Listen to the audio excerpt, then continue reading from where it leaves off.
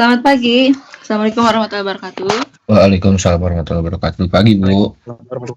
Kita bahas mulai dari ini ya, 2 soal dari sini, kemudian nanti kita lihat ada satu contoh soal ujian terkait dengan reaksi redoks. Sebanyak 0,3 gram sampel biji timah. Timah simbolnya apa? SN. SN. Dilarutkan dalam larutan asam. Apa yang terjadi di sini? Sampelnya itu padatan, timah. Ya. Kemudian kita larutkan dengan asam. Apa yang terjadi di sini? Masih ingat dengan tabel deret volta yang biasanya kita tulis dari kiri ke kanan. Kalau dalam tabel di slide dari bawah ke atas, makin besar potensial reduksinya, makin reaktif. Lalu dalam tabel tersebut kita bagi ada logam-logam yang bisa bereaksi dalam air saja. Kemudian ada yang baru bisa bereaksi kalau kita reaksikan dengan asam non-pengoksidasi, tapi ada juga yang baru bisa bereaksi kalau kita reaksikan dengan asam pengoksidasi.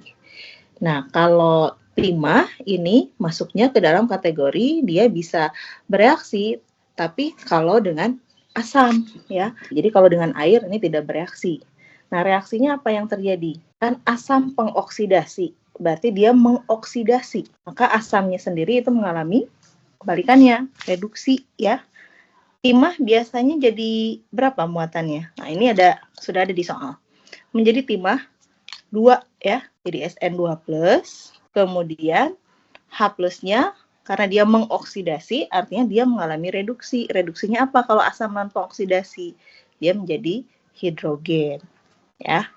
Kalau kita setarakan, ini sebetulnya tahap pertama yang terjadi dalam rangkaian eksperimen ini. Jadi kita punya sampelnya padatan timah, tapi untuk menentukan timah, kita ubah dulu dia dalam bentuk larutannya.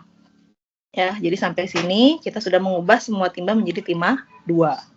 Lalu untuk mengetahui berapa jumlah SN2+-nya, nih, larutan ini titrasinya dengan KMNO4. KMNO4-nya produknya apa? Kalau dalam suasana asam, itu produknya adalah Mn2+.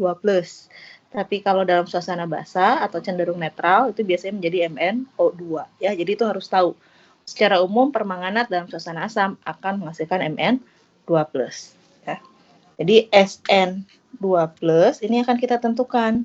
Kita reaksikan dengan, kita tulis ionnya saja. Permanganat, SN-nya oksidasi menjadi timah 4 ya. Ini dari soal.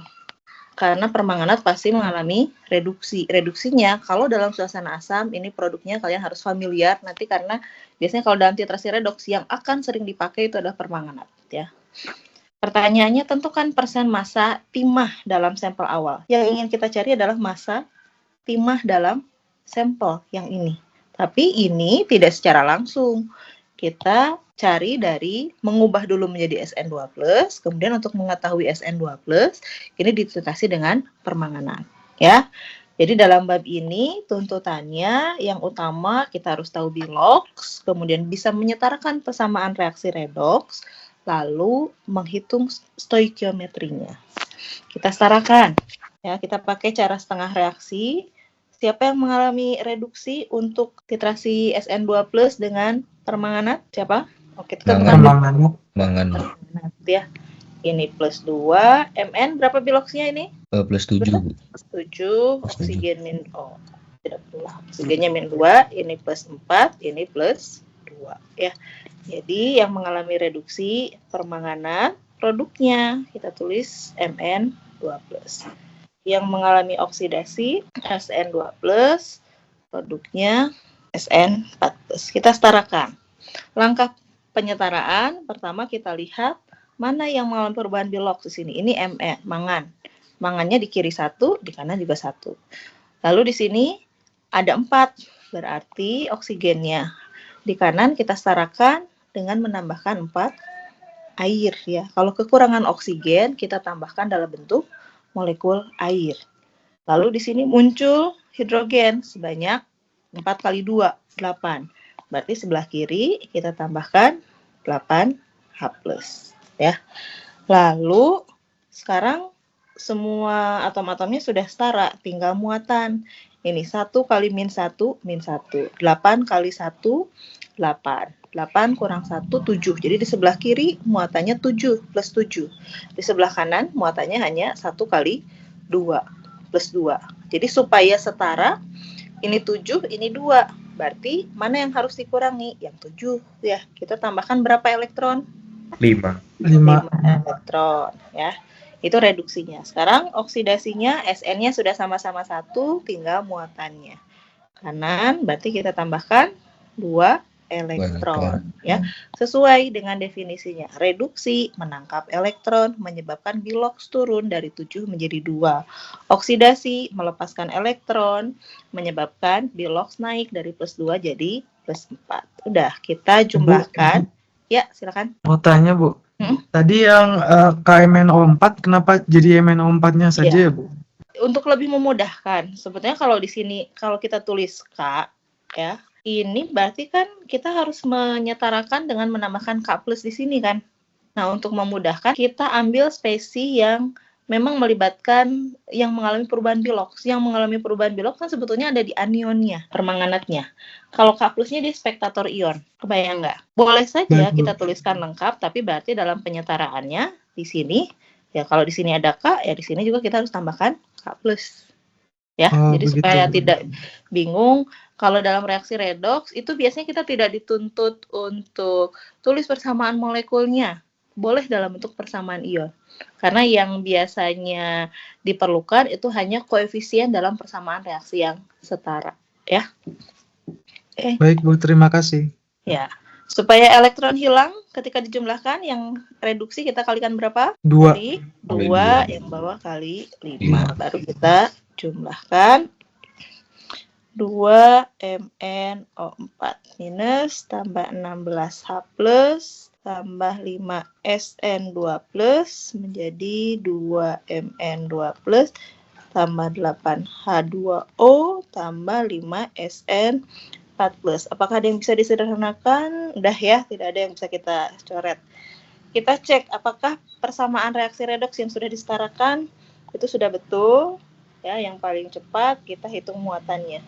Ini min 2 tambah 16, 14, 14 tambah 10, 24. Di kiri 24 muatannya, di kanan 4 ditambah 20. Ya, berarti sudah setara. Permanganat itu elektrolit kuat ya, jadi terion sempurna menjadi K+ dan MnO4-. Jadi meskipun di sini informasinya dalam bentuk larutan garam, kalium permanganat, sedangkan yang kita tulis di sini dalam bentuk ionnya, kita kan sudah mempelajari ini. Kalau ini 0,05 molar, maka permanganatnya juga sama 0,05 molar. Ini diperlukan 8,08 mili. Berarti dari sini kita bisa hitung molnya ya. Kalau molaritas kali mililiter, berarti kita bisa peroleh milimol. Kalau mau cari molnya, kita bagi dengan 1000 ya. Ini milimol dari permanganat yang diperlukan untuk menitrasi SN2+. Nah, berarti sekarang kan tujuan kita ingin mencari ini berapa. Kalau ini ketemu, ini sama dengan yang ada di sini, SN2+ yang kita peroleh dari oksidasi menggunakan asam. Berapa mol SN2+-nya? Ini stoikiometri biasa. Berapa kalinya permanganat? 5/2. 5/2 kali 0,404. Sambil sama-sama dikerjakan ya, barangkali saya ada salah perhitungan, nanti silakan langsung dikoreksi. Kalau sudah dapat mol SN2+, maka mol SN timah padatannya itu sama dengan mol SN2+. Jadi ini juga sama 1,01 milimol. Untuk dapat persen massa berarti kita harus cari massanya. 1,01 kali 10 pangkat min 3 mol, 118,71 gram per mol. Kalau jawaban kita benar, jawabannya akan lebih kecil dari 0,3 gram. Logikanya kita harus memperoleh lebih kecil dari 0,3. Jawabannya 0,12 gram. Ya, logis berarti. Tinggal persen massa, berapa massa timahnya dibagi dengan massa sampelnya 0,3 gram kali 100%. Jawabannya sekitar, kalau kita bulatkan sekitar 40%. Kebayang soal ini? Ya, jadi sebetulnya kan kalau stoikiometri konsepnya sama, hanya saja yang membedakan di bab ini reaksinya bukan reaksi antara asam dengan basa, tapi reaksinya reaksi redoks. Itu saja sebetulnya yang membedakan. Jadi tuntutannya kalian harus bisa menyetarakan reaksi redoks apapun yang diberikan. Kalau sudah dapat reaksi yang setaranya, semua prinsipnya sama. Yang ditanyakan bisa berupa produknya berapa, berapa yang bersisa, persen perolehannya berapa, ya balik lagi ke situ pertanyaannya. Kita lanjut, ini satu soal lagi yang ada di slide. Hidrogen peroksida, apa rumusnya? H2, O2, ya. O2. Dalam pewarna rambut ditentukan dengan titrasi menggunakan standar kalium permanganat. Kita tulis MnO4-nya aja, MnO4-. Nah, produknya apa? H2O2-nya, ini juga tidak disebut ya. Tapi ada yang tahu nggak H2O2 kira-kira jadi apa? Siapa yang mengalami, kan kalau permanganat dia pasti reduksi.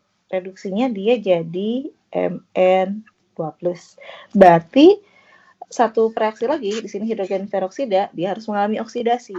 Siapa yang akan mengalami oksidasi? Hidrogen atau oksigen? Coba, ini saya tuntut. Oksigen. Oksigen. Karena kalau hidrogen di sini berapa? Plus 1 ya. Oksigen di sini min 1. Min 1.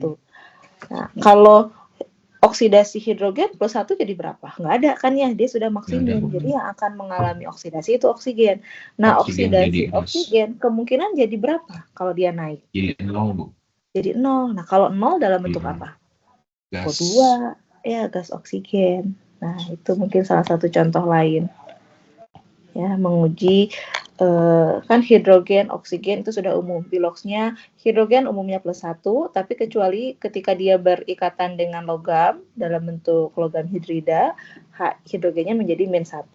Oksigen secara umum min 2, tapi kalau dalam senyawa peroksida dia menjadi min 1. Dalam bentuk unsurnya, molekul unsur itu 0. Hidrogen juga dalam bentuk molekul unsur itu 0, ya. Kita setarakan seperti biasa. Maaf, ini Bu, mau tanya silakan. dulu.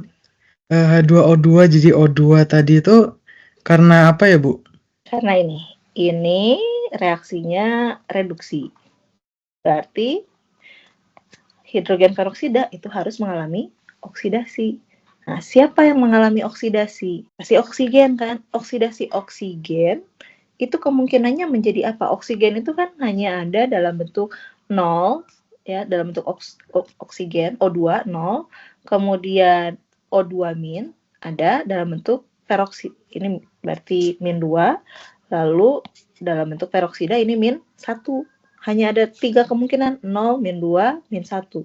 Sekarang supaya dia bisa naik, mengalami oksidasi, kan kalau dari min 1 ke min 2 turun reduksi. Jadi kemungkinannya menjadi 0 kalau naik. Nah, 0 dalam bentuk apa? Dalam bentuk molekul oksigen.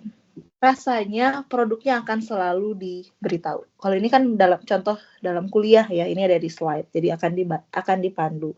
Tapi sepertinya nanti di soal ujian akan disebutkan produknya apa kalau reaksi redoks. Beda dengan reaksi senyawa ionik ya, kita hanya mempertukarkan kation dengan anionnya, itu kita harus tahu, harus bisa. Tapi kalau dalam menyetarakan reaksi redoks ya memang tantangannya kita harus bisa menemukan produknya apa. Nah, produk itu kan kadang tidak bisa diprediksikan, tergantung kondisi dalam eksperimen seperti apa yang terdeteksi. Nah, itu di soal akan dikasih tahu apa. Ya, kalau ini saya masih bingung ininya, Bu. Kenapa dipilih oksigen bukan hidrogennya? Kalau hidrogen, bilox hidrogen itu kemungkinan 0, plus 1, min 1. Kalau oksidasi dari plus 1 kemana lagi? Plus 2 ada nggak? Oh alah, oke, Bu. Bayang, ya. Terima kasih, Bu. Ya, sudah paham ya. Ya, sekarang kita setarakan, pisah lagi. Reduksi, reduksi ini karena sering kita biasanya akan lebih lancar, cepat. Mn2+ tambah 4H2O, ini contoh yang sering sekali, 8H+, 7, berarti ini tambah 5 elektron. Sekarang oksidasinya H2O2 menjadi O2. Oksigennya sudah 2, tinggal H-nya di kanan tambah 2H+. Elektronnya tambah berapa? Tambah 2 juga. 2, ya.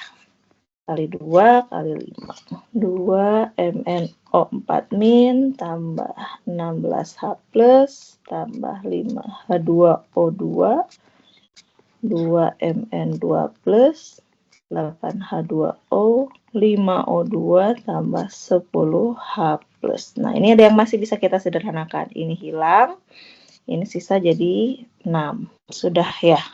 Kita cek muatannya berapa di kiri. Min 2 tambah 6.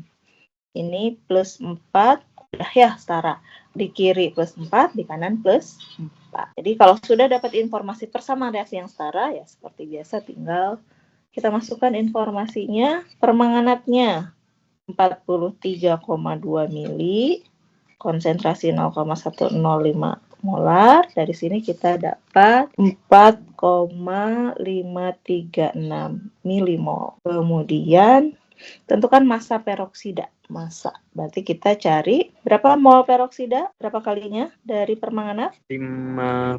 Per 2 kali 4,53. 11,34 milimol. Karena ditanyakan massa, berarti tinggal kita kalikan massa molar. 11,34 kali 10 pangkat min 3 mol kali 34. 0,38 gram. Kita lanjut. Ion tiosulfat. Nah, ini juga untuk menghafal tata nama, nih, ada informasi. Awalan tio itu menunjukkan bahwa ion tiosulfat ini ion sulfat yang satu oksigen digandingkan dengan oleh belerang. Sulfat kan SO4 2-. Kalau oksigennya dikurangi 1 diganti dengan belerang, dengan sulfur, S-nya jadi 2, itu namanya tetap ada sulfatnya, tapi kemudian diberikan awalan tio. Ya, itu keteraturannya. Kalau kita menemukan nanti mungkin senyawa spesies lain. Tiosulfat terutama digunakan dalam industri tekstil dan kertas. Yang diminta dalam suasana asam, kemudian ion tiosulfat. Ibu, maaf, Iya, silakan. Apa? boleh melihat soal sebelumnya? Yang ini? Yang bagian itu 11,34 kali 10 pangkat 3 mol kali 34 gram per mol itu dari mana, Bu, yang 34 gram? 34 ini massa molar H2O2. Massa molar H2O2, betul kan? 2 kali 1 tambah 2 kali 16, 32. 34 Terus kan ya? kenapa bisa 10 pangkat min 3 itu, Bu? Ini supaya mol coret hasilnya jadi gram. Kalau ini masih dalam bentuk milimol. Bayang nggak? Karena ini kan gini, molaritas itu mol per volume larutan tapi dalam liter. Jadi kalau mencari mol, molaritas kali liter. Tapi kalau di soal ini kita atau kalau misalnya kita buat ini sama dengan milimol per mililiter. Satuan lain yang bisa kita pakai. Jadi kalau saya hanya mengalihkan molaritas kali mililiter, ini hasilnya milimol. 1 mol berapa milimol? 1000. 1000 milimol dibalik bagi 1000 sama dengan 1 mol. Kebayang? Oh iya, Bu. Terima kasih banyak. Oke. Lanjut ya. Mengalami reaksi disproporsionasi menjadi, nah soal tahun lalu ini ada produknya ya, diberitahu. Tiosulfat S2O3 2- mengalami reaksi disproporsionasi, berarti sekaligus dia mengalami oksidasi juga mengalami reduksi. Satu menjadi S, yang satu lagi menjadi SO2. Tinggal setarakan seperti biasa. Ini permintaannya hanya menyetarakan reaksi. Langkah pertama, supaya kita nanti sekalian mengecek posisi elektronnya sudah benar atau belum, kita tentukan biloxnya ya. Berapa bilok S dalam tiosulfat? Berapa ini? Plus berapa? 4. 4. Plus 2 ya. Plus 2. Plus 2. Ya, karena 2 kali plus 2 ditambah 3 kali min 2 itu hasilnya sama dengan min 2 ya. Ini juga sama, tiosulfat plus 2. Ini jadi berapa? Kalau S 0, SO2 S-nya plus 4 ya. 4.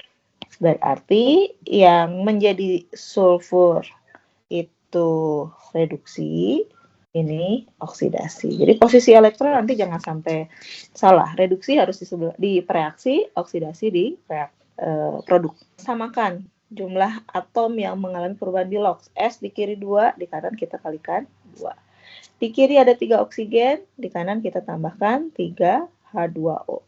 Di kanan muncul 6H, kita tambahkan 6H+. Lalu untuk menyetarakan muatan, di kiri muatannya 4 ya. Koreksi ya kalau saya keliru. Ini berarti kita tambahkan 4 elektron. Sekarang ya oksidasi. S-nya kita kalikan 2. Oksigen di kiri 3, di kanan 4. Berarti ini tambahkan H2O. Muncul hidrogen 2 di kiri, di kanan kita tambahkan 2H+. Untuk menyamakan muatan, elektronnya kita tambahkan berapa? 3 ya. Kenapa 3? Coba dicek ulang. Di Itu kiri. setara ada susu. Ini -2, ini +2. Supaya sama? Setara. 4. Plus 4. 4 ya. 4 elektron. Teliti lagi ya. Jadi ini sudah sama, tidak perlu kita kalikan faktor karena ketika dijumlah elektron sudah hilang. Berarti ini kita ada 2 kan dijumlahkan, 2S2O3 2- tambah 6H+ tambah H2O menjadi 2S 2SO2 tambah 3H2O tambah 2H+. Tapi ada yang bisa kita sederhanakan. Ini hilang, ini jadi 2. Ini hilang, ini jadi 4. 2S2O3 2- tambah 4H+ jadi 2S tambah 2SO2 tambah 2H2O. Kita cek sudah setara belum? Lihat aja dari muatannya. Ini -4 tambah 4, 0. Di sini sudah 0. Ya. Jadi jawabannya yang ini. Bisa ya menyetarakan persamaan reaksi, langkahnya semua sama. Seandainya ada tambahan dalam suasana basah, jangan lupa berarti tahapannya semua sama sampai sini. Tapi di akhir, di sini kan tersisa misalnya, ini tersisa 4H+. Berarti di kedua sisi kita tambahkan OH- sebanyak 4. 4H+ tambah 4 OH- jadi 4H2O, lalu di sebelah sini nanti sudah muncul 4 OH- ya, yang menunjukkan bahwa reaksinya dalam suasana basah. Nanti tinggal disederhanakan. Kalau di kanan dan kiri ada H2O, coret yang lebih sedikit, lalu sisanya berapa. Oke. Di sini hanya diminta menyetarakan, kemudian pertanyaan selanjutnya, tuliskan bilangan oksidasi atom S dalam semua spesies yang mengandung sulfur. Oh, sudah tadi kita sekaligus menjawab pertanyaan tersebut. Spesies yang mengandung sulfur di sini ada ini S, berarti biloxnya 0. Kemudian tiosulfat, biloxnya +2. Lalu SO2, sulfur dioksida, ini +4. Ya. Nih, gambaran soal ujian terkait redox tahun lalu. Ini beda lagi, kita harus menyetarakan lagi. Ion tiosulfat dapat dengan cepat mendeklorinasi air sehingga sering digunakan untuk menghentikan proses pemutihan kertas di industri. Pengantarnya. Reaksi yang terjadi sebagai berikut. Ya, kita juga bisa lihat membuktikan tadi bahwa produk kalau di soal ujian ini akan dikasih tahu ya. Kita hanya perlu menyetarakan. Nanti baru stoikiometrinya. Oke, setarakan. S2O3 2- menjadi SO4 2-. Reduksi oksidasi. Tadi berapa ini? +2 ya. Ini plus S-nya berapa? Tadi belum muncul sulfat. Sulfur dalam sulfat berapa biloxnya? 6 plus 6. Ya, berarti ini oksidasi. Lalu reduksinya Cl2 menjadi Cl-. Ini 0, ini -1 ya, sesuai. Oke, kita setarakan.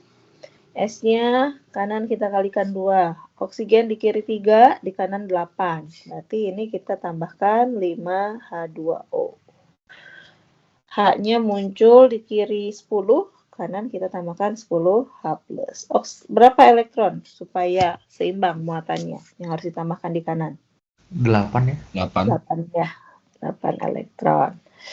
Oke, ini tidak melibatkan oksigen, kita kalikan Cl, lalu tinggal setarakan muatannya. Ini tambah 2 elektron ya. Jadi sambil jalan mengerjakan tuh sambil ngecek, oh ya ini oksidasi sudah tepat, melepaskan, reduksi, menangkap ya. Jadi kita tidak perlu mengecek lagi di akhir, tapi sambil mengerjakan sambil dicek logis nggak jawab apa yang kita tulis ya. Ini kali 1, ini kali 4. S2O3 2- tambah 5H2O tambah 4Cl2 menjadi 2SO4 2- tambah 10H+ tambah 8Cl-. Kita cek -2 ini -4 tambah 10 kurangi 8 sama ya, jawabannya -2. Jadi sudah setara muatan di kiri dan muatan di kanan. Tentukan berapa mililiter. Mol itu molar kali volume. Yang ditanyakan berapa volumenya, berapa mililiter, kalau molaritasnya 0,1 molar. Yang diperlukan untuk bereaksi dengan, nah Cl2-nya ini informasinya dalam bentuk gram. 2,52 gram. Supaya kita ubah jadi mol, kita bagi dengan massa molarnya. Massa molar Cl2 2 kali 35,45 70,9 gram per mol sama dengan 0,0355 mol. Sudah, berarti stoikiometri biasa, mol tiosulfat berapa kalinya mol Cl2? Seperempatnya. 1/4 kali 0,0355 mol. 8,88 kali 10 pangkat -3 mol. Kemudian ini molaritasnya 0,1 molar kali volume dengan 8,88 kali 10 pangkat -3 mol. Jadi volumenya tinggal kita bagi dengan 0,1. Tapi ini masih dalam bentuk liter. Yang ditanya berapa mililiter. Berarti jawabannya 88 mililiter. Terlihat ya stoikiometri seperti apa. Yang penting modalnya kita harus sudah bisa punya persamaan reaksi yang setara. Tipe-tipe Ibu, saya ingin pertanyaannya bertanya. mirip. Iya, silakan. Berarti ini tiosulfatnya sama apa? Cl2-nya itu habis bereaksi dua-duanya ya? Iya, kalau titrasi kan kita hentikan titrasi ketika sudah mencapai ekivalen, tepat bereaksi. Oke. Ya, makasih Ibu. Iya, oke, lanjut. Ini masih soal C, ada lagi. Sekarang yang D. Ini kembali menyetarakan persamaan reaksi. Larutan ion tiosulfat sering digunakan pada titrasi untuk menentukan kadar tembaga di dalam suatu sampel. Pertama-tama, ion Cu2+ direduksi menurut persamaan berikut. Ini dari +2 menjadi +1. Direduksinya oleh iodida dari -1, ini menjadi berapa ini? -1/3 kan? Dari -1 ke -1/3 naik kan oksidasi. Ini -1/3 itu bilox rata-rata ya.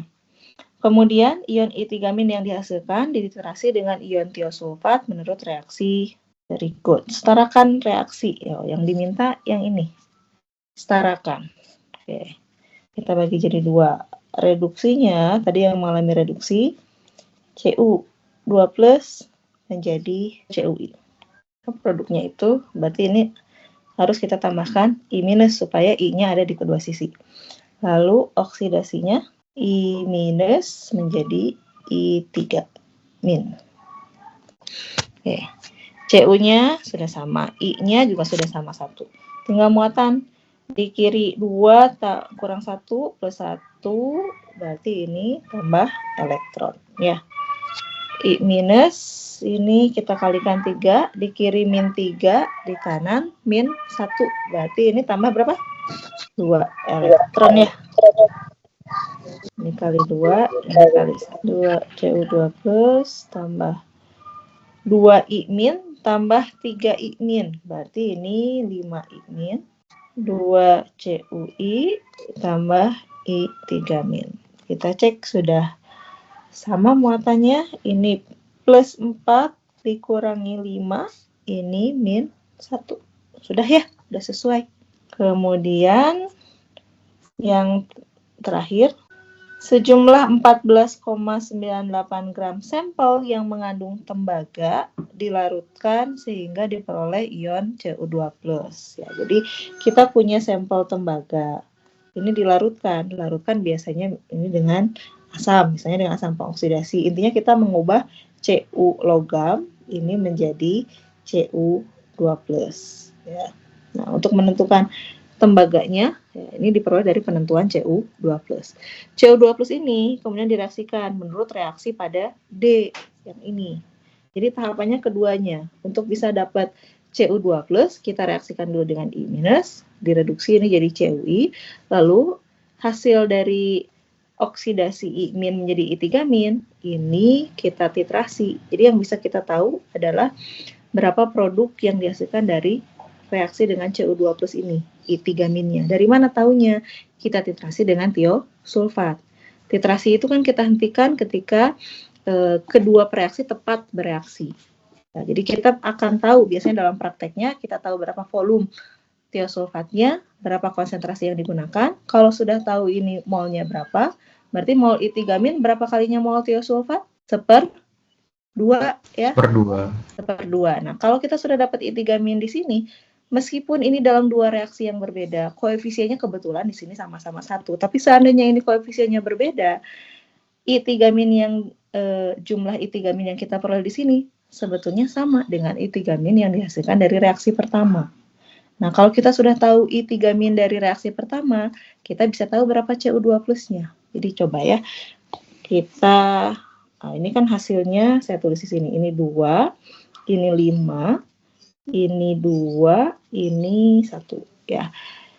Dari reaksi kedua, mol I3- itu sama dengan 1/2 mol sulfat. Dari reaksi pertama, mol yang kita ingin cari kan mol Cu2+. Mol Cu2+, berapa kalinya mol I3-? 2 kalinya. 2 mol I3. Pertanyaannya, kalau kita ingin menghubungkan langsung, mol Cu2+, berapa kalinya mol tiosulfat? 1/2. 1/2 kah? Coba cek lagi. Kalau saya tulis dari yang persamaan, yang pertama, ini kedua, mol Cu2+, dari mana 1/4? Ayo, 2 kali mol I3- berapa kali mol tiosulfat? 1/2. Jadi ini kita hanya mensubstitusi 2 ke 1. Jadi mol Cu2+ ya sama dengan mol tiosulfat dalam reaksi ini. Terbayang? Tapi ada beberapa soal kayak yang sebelumnya itu meskipun beda koefisien itu sama molnya itu gimana, Bu? Jadi pahami urutan eksperimennya. Kita punya sampel Cu2+. Kita reaksikan dengan iodida. Hasilnya itu adalah tembaga 1 iodida dengan I3-. Nah, untuk mengetahui ini kan kita ingin tahu jumlah ini. Kita titrasikan, kita reaksi dengan tiosulfat. Dari reaksi yang kedua, karena titrasi kita tahu jumlahnya berapa konsentrasi yang digunakan, akhirnya kita bisa tahu kan ya, mol I3- yang bereaksi dengan tiosulfat. Nah, ini jumlah ini itu yang dihasilkan dari reaksi pertama. Kebayang nggak? Nah, tapi kebetulan di sini kita punya dua persamaan reaksi yang koefisien I3-nya sama. Nah, seandainya nanti menemukan di soal lain ada reaksinya, katakanlah misalnya di sini 1, di sini 2, ya. Ini dua persamaan yang terpisah, tapi jumlahnya sebetulnya sama. Kita ingin menentukan berapa produk yang dihasilkan di reaksi pertama dengan cara reaksi di yang kedua. Jadi berapapun koefisien di sini, asal kita sudah peroleh berapa jumlah mol I3- di reaksi yang kedua, ya itu jumlahnya sama dengan yang dihasilkan dari reaksi pertama. Ya, dari mana ini asalnya? Kita hitung mundur. Yang pertama kita tahu itu tiosulfatnya. Coba kita lihat. Nah, ini kan informasinya tuh ini. kita bisa hitung. Jadi ini tahapannya CU2+, lalu kita ubah menjadi CuI ya. Ini kita reaksikan dengan I min menghasilkan I3 min. Koefisiennya tidak saya tulis. Lalu I3 minnya kita reaksikan dengan S2O3 2 min tiosulfat. Ini jadi I min ditambah SO4 2 min. Ya. Jadi informasi pertama yang kita tahu ini mol tiosulfat berarti 1,049 milimol. Ya, dari mana? Dari perkalian 10,49 mili kali 0,1 molar. Dapatnya 1,049 milimol. Saya tulis koefisiennya aja. Tadi berapa? 25, 2. I minnya 5, Cu plusnya 2, Cu2 plus ini 2, ini 1. I3 minnya ini 1, 2, 3. Dah ya. Oh, bukan sulfat, maaf. S4 O6 2 min. Ya, jadi yang pertama kita tahu ini mol tiosulfat. Lalu kalau kita hitung mundur, kita hitung bertahap, mol I3 minnya berapa? Setengah dari 1,049. 0,5245 mol milimol. Lalu, nah ini jumlah 0,5245 milimol itu sama dengan yang dihasilkan dari reaksi pertama. Berarti berapa mol Cu2 plus? Kalau berarti di sini 0,5245 milimol. Maka mol Cu2 plus sama dengan 2 kali 0,5245 milimol. Balik lagi kan, jadi sama dengan 1,049 milimol. Jadi sebetulnya mol Cu2 plus sama dengan mol tiosulfat. Pertanyaannya tentukan persen massa Cu dalam sampel. Tinggal ini mol Cu2 plusnya 1,049 milimol, berarti Cu-nya juga sama, 1,049 milimol. Tinggal kita cari massa Cu, 1,049 kali 10 pangkat min 3 mol, Cu itu 63,5. Ya, 63,5. 63,5 gram per mol.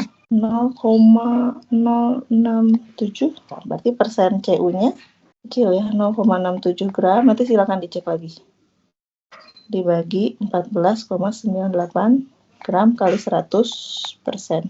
Ini hanya 0,44%. Sampelnya ini nggak dikasih tahu sampel apa. Jadi kita nggak punya bayangan berapa kadar Cu di dalam suatu sampel tertentu. Ya, nanti silakan dicek lagi saja. Tapi kurang lebih caranya seperti itu. Ibu, berarti istilahnya kalau ada dua reaksinya masih terhubung, itu koefisiennya dipengaruhi ya, Bu? Koefisien itu hanya berlaku dalam satu persamaan reaksi. Tidak bisa kita hubungkan dalam dua persamaan reaksi yang berbeda. Kebayang nggak? Lalu kenapa bisa Cu di sini sama kayak S4O6-nya, S2O3-nya, Bu? Karena yang ingin kita cari itu, nih coba yang saya highlight ya. Kita ingin tahu ini dengan cara mereaksikan dengan iodida I-min. Hasilnya CuI dan I3 min. Nah, di antara dua produk ini yang kita bisa tentukan itu umumnya ini I3 min kita reaksikan dengan tiosulfat. Jadi dalam reaksi kan mau kita ambil yang manapun, seandainya misalnya ini ada reaksi yang bisa menentukan berapa CuI yang terbentuk, bisa. Tapi di sini kita pilih ini yang umum untuk bisa dengan mudah kita tentukan jumlahnya. Bagaimana cara menentukan jumlah ini yang terbentuk? Kita pakai reaksi lain. Kalau reaksinya berbeda, persamaan reaksinya juga berbeda. Kalau persamaan reaksinya berbeda, koefisiennya juga akan berbeda. Nah, tapi berapa jumlah di sini sama dengan jumlah di sini. Kebayang nggak? Nah, untuk menentukan jumlah ini secara stoikiometri ya harus dalam persamaan reaksi yang sama. Nah, kita perolehnya dari tiosulfat. Jadi di sini mundur untuk mengerjakannya. Dalam titrasi yang kedua, reaksi yang kedua, kita awalnya tahu berapa jumlah tiosulfat. Dari jumlah tiosulfat, dalam stoikiometri kan membandingkan berbagai spesies dalam suatu reaksi menggunakan koefisiennya. Nah, dengan I3 min berarti 1/2 dari tiosulfat. Intinya kita sudah tahu, oh ini berapa. Nah, jumlah ini diperoleh dari mana? Dari reaksi pertama. Jadi tanpa melihat berapa koefisien di sini, jumlah mol di sini sama dengan jumlah mol di sini. Nah, sekarang kita hanya fokus ke dalam persamaan yang pertama. Berapa koefisiennya? Yang ingin kita cari kan ini tembaganya, CO2 plusnya. Berapa dibandingkan I3-? 2 kalinya. Nah, kalau kita lihat kan jawabannya di sini sama dengan 1,049 milimol yang sama dengan tiosulfat. Jadi kalau kita hubungkan dengan cara tadi, mol CO2 plus sama dengan 2 kali mol I3- dari persamaan reaksi pertama. Dari persamaan reaksi kedua, I3- itu berapa kalinya tiosulfat? Setengahnya. Jadi kalau kita substitusi, ini kita masukkan mol I3 yang ini ke sini, maka mol Cu2 plus 2 kali mol I3- itu adalah setengah dari tiosulfat. Jadi sama dengan mol tiosulfat itu sendiri. Ya, dan terbukti memang mol CO2 plus sama dengan mol tiosulfat. Gimana, Andre? Oh, oke, Bu. Saya tadi kayaknya salah lihat itu 2 mol I2 yang di atas. Kalau saya kira 2 I. Nah, saya kira 2 I3-. Oke, ya. Jadi Makasih, Bu. Maaf ya, Bu. kalau nggak apa-apa. Kalau melihat dari soal tahun lalu, ya cukup banyak ya persamaan reaksi redoks yang harus kita kerjakan. Ya, saya nggak tahu nanti seperti apa, apakah sama seperti ini. Tapi intinya di bab ini harus bisa menentukan biloks. Kalau sudah bisa menentukan biloks, paham apa makna oksidasi reduksi. Oksidasi melepaskan elektron mengakibatkan biloks naik. Reduksi menangkap elektron menyebabkan biloks turun. Lalu, di sini kebetulan tidak ada ya pertanyaan mana reduktor, mana oksidator, ya. Kemudian menyetarakan persamaan reaksi, nanti baru aplikasi stoikiometrinya, ya.